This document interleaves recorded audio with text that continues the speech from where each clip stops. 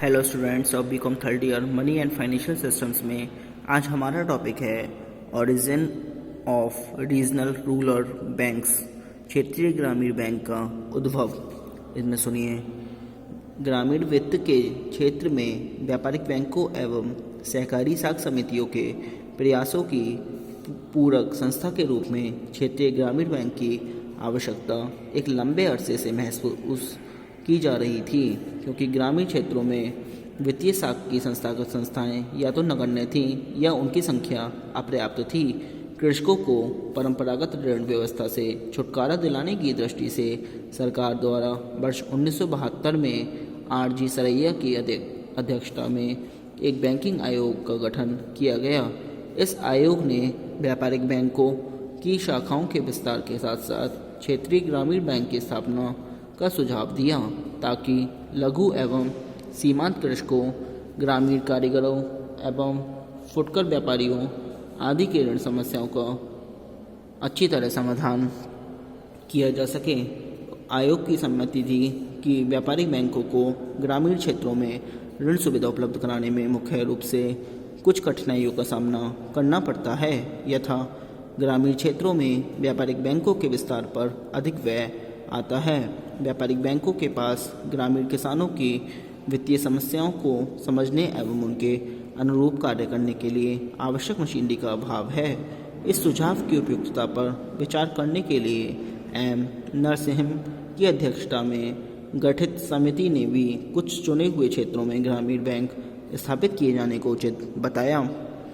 इस प्रतिवेदन के आधार पर भारत सरकार ने 26 सितंबर 1975 को एक अध्यादेश द्वारा देश भर में क्षेत्रीय ग्रामीण बैंक स्थापित करने की घोषणा की।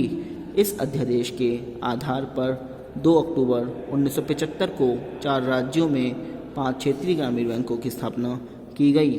समिति ने स्पष्ट सुझाव दिया कि ग्रामीण शाखा की संस्थात्मक प्रणाली में विद्यमान संस्थाएं अपने मौजूदा ढांचे में क्षेत्रीय एवं कार्यात्मक अंतर को समाप्त करने के लिए सक्षम नहीं हैं। भारत सरीखे विशाल देश में जहाँ इतनी असमानताएं हैं, कोई भी एकाकी प्रणाली, चाहे वे व्यापारिक बैंकों या सहकारी शाख, समस्त क्षेत्रों की मांग पूरा नहीं कर सकती। अतः शाख ढांचे को विस्तृत करने की तथा उनमें सुधार की नितांत आवश्यकता है।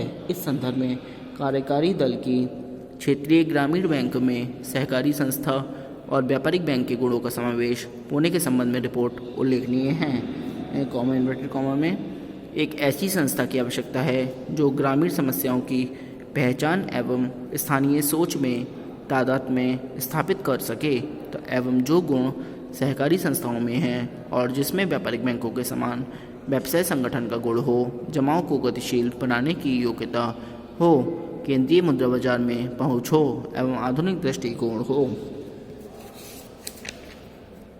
अब आता है objectives of regional rural banks, क्षेत्रीय ग्रामीण बैंकों के उद्देश्य। इसमें सुनिए, ग्रामीण क्षेत्र के विकास में इन बैंकों के उद्देश्य निम्नवत हैं। ग्रामीण क्षेत्र के विकास में सक्रिय सहयोग प्रदान करना, ग्रामीण बैंकों में साख की कमी को दूर करना, ग्रामीण बचतों को प्रोत्साहित करना, ग्रामीण ऋणग्रस्तता को दूर करना, उन पिछड़े एवं जनजातीय क्षेत्रों में बैंक की शाखाएं खोलना जहां वाणिज्यिक एवं सहकारी बैंकों की शाखाओं का विस्तार कम है। इन बैंकों का प्रमुख उद्देश्य लघु एवं सीमांत कृषकों, खेतीहर मजदूरों, दस्तकारों, लघु उद्योगियों तथा क्षेत्र के अन्य कमजोर वर्ग के लोगों को समयानुसार सहजतापूर्वक उचित मात्रा में ऋण उपलब्ध कराना है। ग्रामीण बैंकों के कार्यक्षेत्र की वित्तीय आवश्यकताओं के अनुरूप कर्मचारियों की नियुक्ति, क्षेत्र विशेष की आवश्यकताओं का अध्ययन एवं साख संबंध आवश्यकताओं के आकलन के उपरांत साख की व्यवस्था करना इन बैंकों का उद्देश्य है। क्षेत्रीय ग्रामीण बैंकों का कार्य क्षेत्र में प्रत्येक क्षेत्रीय ग्रामीण बैंक अपने नियत क्षेत्र में कार्य करता है। ये बैंक कार्य की आवश्यकता अनुसार क्षेत्र में अपनी शाखाओं का विस्तार कर सकते हैं। प्रारंभ में इन बैंकों में कार्य हेतु कर्मचारियों का चयन क्षेत्र के ही लोगों का किया जाता था, ताकि उन्हें भाषा संबंधी एवं अन्य क्षेत्रीय कठिनाइयों को समझने में किसी तरह की परेशानी का सामना न करना पड़े। प्रत्येक क्षेत्रीय ग्रामीण बैंक का एक प्रवर्तक बैंक होता है जिनकी देखरेख में उसे कार्य करना होता है। प्रवर्तक बैंक क्षेत्रीय ग्रामीण बैंक के अनेक प्रकार के कार्यों में सहयोग करता है, यथा शेयर पूंजी क्रय करना एवं उसकी स्थापना में सहयोग देना, इसके कर्मचारियों का चयन करना और उनके प्रशिक्षण में सहयोग करना, प्रबंधकीय एवं वित्तीय सहयोग प्रदान करना आदि हैं।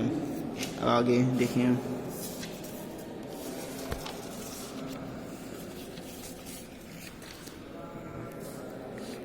Difference between rural banks and scheduled commercial banks, यानी कि क्षेत्रीय ग्रामीण बैंकों और अनुसूचित वाणिज्यिक बैंकों में अंतर। यद्यपि क्षेत्रीय ग्रामीण बैंक भी अनुसूचित वाणिज्यिक बैंक हैं, परंतु ये कुछ दृष्टिकोणों से अन्य वाणिज्यिक बैंकों से भिन्न हैं। दोनों में अंतर के मुख्य आधार निम्नलिखित हैं। नंबर फर्स्ट है एरिया ऑफ ऑपरेशन, कार्य क्षेत्र। क्षेत्रीय ग्रामीण बैंकों का कार्य क्षेत्र एक विशेष क्षेत्र तक सीमित है। एक बैंक का कार्य क्षेत्र एक राज्य अथवा 2 जिलों तक है। इसके विपरीत वाणिज्यिक बैंक का कार्य क्षेत्र देश के अनेक राज्यों में फैला हुआ है और उनकी देश के बाहर भी शाखाएं हैं, जैसे भारतीय स्टेट बैंक की शाखाएं विदेशों में भी हैं। Number 2 help to weaker sections, निर्बल वर्ग को सहायता।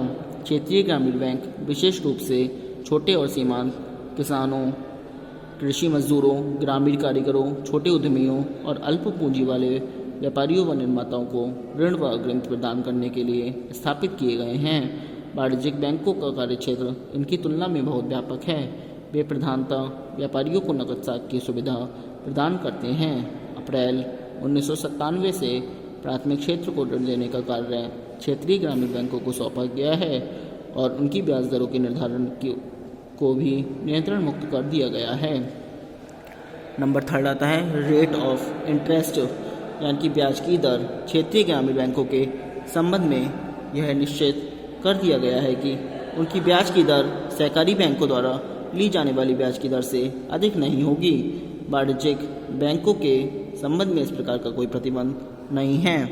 उनकी ब्याज दरें रिजर्व बैंक द्वारा निर्धारित की जाती हैं, किंतु वे अधिक हैं। नंबर 4 है सैलरीज ऑफ स्टाफ, कर्मचारियों के वेतन। क्षेत्रीय ग्रामीण बैंकों के कर्मचारियों का वेतन ढांचा केंद्रीय सरकार द्वारा निश्चित किया गया है, जिसमें यह ध्यान में रखा गया है कि संबंधित राज्य की सरकार के कर्मचारियों और उस राज्य के स्थानीय निकायों के कर्मचारियों के वेतनमान क्या हैं, उन्हें ध्यान में रखते हुए ही क्षेत्रीय ग्रामीण बैंक के कर्मचारियों के वेतनमान तथा सेवा संबंधी शर्तें आदि निर्धारित की गई हैं। इसके विपरीत वाणिज्यिक बैंकों का वेतन ढांचा उनके प्रधान कार्यालय द्वारा राष्ट्रीय स्तर पर निश्चित होता है। क्षेत्रीय ग्रामीण बैंकों की पूंजी। प्रत्येक क्षेत्रीय ग्रामीण बैंक की अधिकृत पूंजी 1 करोड़ रुपये तथा जारी एवं चुकता पूंजी 25 लाख रुपये निश्चित की गई थी। क्षेत्रीय ग्रामीण बैंकों की हिस्सा पूंजी में केंद्रीय सरकार द्वारा 50%, राज्य सरकार द्वारा 15% तथा प्रवर्तक बैंक द्वारा 35% का योगदान किया जाता है। इसके अतिरिक्त इन बैंकों को राष्ट्रीय कृषि एवं विकास बैंक नाबार्ड द्वारा भी पुनर्वित्त सुविधाएं प्रदान की जाती हैं। एक क्षेत्रीय ग्रामीण बैंक की अधिकृत पूंजी जो मूलतः 1 करोड़ रुपये निर्धारित की गई थी, 1987 में क्षेत्रीय ग्रामीण बैंक एक्ट में संशोधन कर उसे 4 करोड़ रुपये कर दिया गया। इसी प्रकार इन बैंकों की चुकता पूंजी भी 25 लाख रुपये से बढ़कर 1 करोड़ रुपये कर दी गई। प्रबंध इसका क्षेत्रीय ग्रामीण बैंकों का प्रबंध एवं संचालन एक संचालक मंडल द्वारा किया जाता है। संचालक मंडल में अध्यक्ष के अतिरिक्त 3 निर्देशक केंद्र सरकार द्वारा 1987 में एक्ट में किए गए संशोधन के अनुसार अब यह संख्या कम होकर 2 रह गई है। निदेशक राज्य सरकार द्वारा और निदेशक प्रवर्तक बैंक द्वारा मनोनीत होते हैं। बैंक का अध्यक्ष केंद्रीय सरकार द्वारा 5 वर्षों के लिए नियुक्त किया जाता है, जो पूर्णकालिक होता है।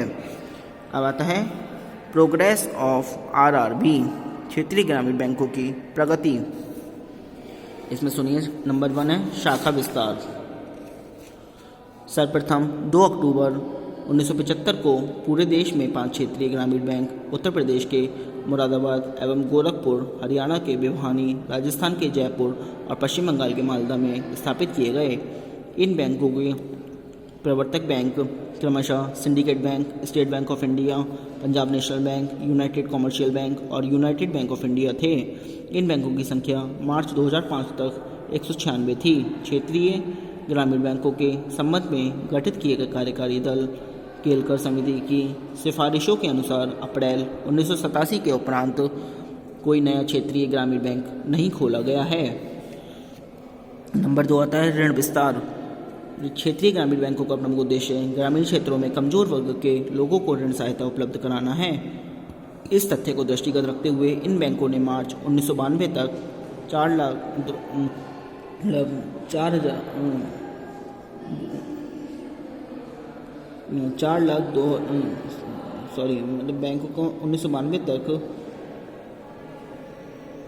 4,02,745 करोड़ रुपए और मार्च 2001 तक गांव में रहने वाले निर्भर वर्गों को 18,597 करोड़ रुपए का अल्पकालीन ऋण उपलब्ध कराया। इस तरह क्षेत्रीय ग्रामीण बैंकों के ऋणों का 95% भाग कमजोर वर्गों को उपलब्ध कराया गया। अब नंबर 3 आता है कृषि क्षेत्र का ऋण प्रवाह। क्षेत्रीय ग्रामीण बैंकों ने अपने स्थापना काल से ही कृषि एवं संबद्ध क्षेत्रों के ऋण प्रवाह में सराहनीय कार्य किया है। नंबर 4 है स्थानीय लोगों को रोजगार। क्षेत्रीय ग्रामीण बैंकों ने अपनी शाखाओं में स्थानीय लोगों को रोजगार दिया है। लिपिकीय वर्ग में केवल कुछ प्रायोजित बैंकों के प्रतिनियुक्ति वाले कर्मचारियों को छोड़कर शेष सभी ग्रामीण बैंक के कार्यक्षेत्र से होते हैं। नंबर 5 कम लागत की कार्यप्रणाली। क्षेत्रीय ग्रामीण बैंकों का ढांचा एवं कार्यप्रणाली कम लागत वाली सिद्ध हुई है। इन बैंकों की कार्यप्रणाली का अध्ययन करने वाली केलकर समिति ने यह निष्कर्ष निकाला कि 1894 में क्षेत्रीय बैंक की प्रत्येक शाखा के स्टाफ की औसत लागत 45,000 रुपये थी, जो व्यापारिक बैंकों की ऐसे ही क्षेत्रों में स्थित शाखा से बहुत कम थी। नंबर 6 है लक्ष्य के प्रति समर्पित। ग्रामीण बैंकों का लक्ष्य निर्धन एवं कमजोर वर्गों का उत्थान करना है और इस उद्देश्य से उन्होंने लघु एवं सीमांत कृषकों, भूमिहीन श्रमिकों एवं ग्रामीण शिल्पकारों को यथोचित साख प्रदान की है। एकीकृत ग्रामीण विकास कार्यक्रम में भी ग्रामीण बैंकों की महत्वपूर्ण भूमिका है। इस प्रकार जिन उद्देश्यों को लेकर ग्रामीण बैंकों की स्थापना की गई है, उनकी पूर्ति में भी विश्वसनीय ढंग से कार्य कर रहे हैं। आज के लिए इतना ही। Thank you very much.